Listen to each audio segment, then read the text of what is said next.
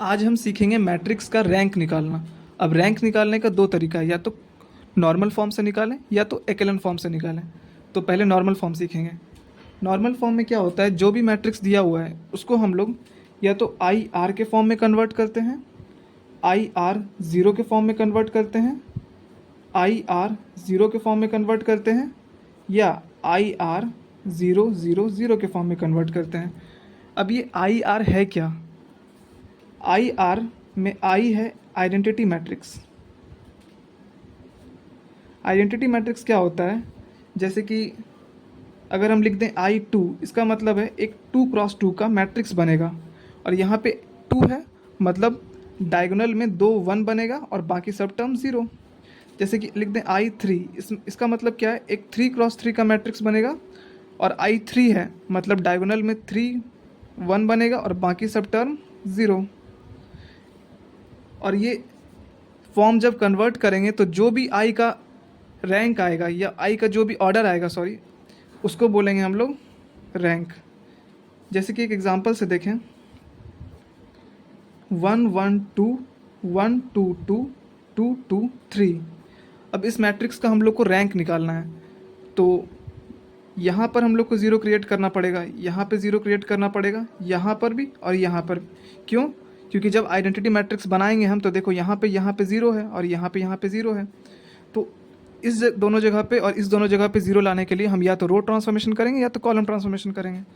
जैसे कि पहले रो ट्रांसफॉर्मेशन करते हैं। ये हम लोग का R2 है, R2 में से अगर हम R1 को घटा दें तो ज़ीरो बन सकता है। R2 में से अगर हम R1 को घटा दें तो ज़ीरो बन जाएगा। और ये रो 3 है, तो अगर हम रो 3 में से R1 को 2 टाइम्स मल्टीप्लाई कर दें और तब घटा दें, R3 में से 2 टाइम R1 को घटा दें तब ज़ीरो बन जाएगा। जैसे R1 तो वैसे ही रहेगा और R2 में से R1 घटाएंगे तो 1 - 1 0, 2 - 1 1 और 2 - 2 0।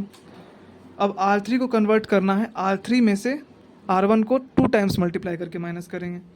तो जब इसको 2 टाइम्स मल्टीप्लाई करेंगे तो यहाँ 2 हो जाएगा, 2 - 2 0, यहाँ पे भी 2 हो जाएगा, 2 - 2 0, और यहाँ पे 4 हो जाएगा, तो 3 - 4 -1। अब देख रहे हैं कि यहाँ पे 0 आ चुका है, लेकिन यहाँ पे भी 0 लाना है, तो इसके लिए आप कॉलम ट्रांसफॉर्मेशन करेंगे। कॉलम ट्रांसफॉर्मेशन कैसे करेंगे, ये कॉलम 2 है तो कॉलम 2 में से हम लोग माइनस करेंगे कॉलम 1 को, और ये है कॉलम 3। कॉलम 3 में से हम लोग क्या करेंगे, कॉलम 1 को पहले 2 टाइम्स मल्टीप्लाई करेंगे और फिर माइनस करेंगे 2 टाइम्स कॉलम 1। अब देखो, कॉलम 2 में से कॉलम 1 जब मल्टीप्लाई करें तो 1 - 1, सबसे पहले कॉलम 1 को वैसे ही लिखते हैं और अब कॉलम 2 को चेंज करते हैं। कॉलम 2 में से कॉलम 1 घटाए तो 1 - 1 0, 1 - 0 1 और 0 - 0 0।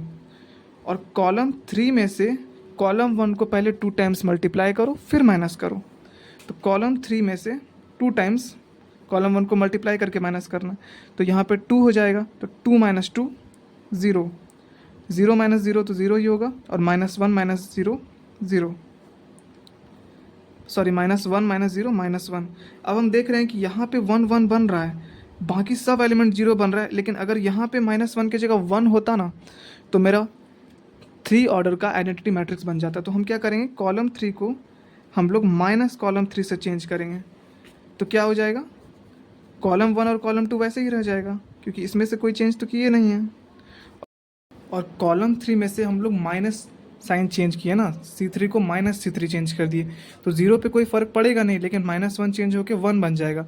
अब हम देख रहे हैं कि 1 1 1 और बाकी एलिमेंट सब 0, ये तो I3 बन गया। और I3 का जो भी ऑर्डर है, आइडेंटिटी मैट्रिक्स का जो भी ऑर्डर होता था वो तो रैंक होता था, तो ये रैंक इसका हो गया 3।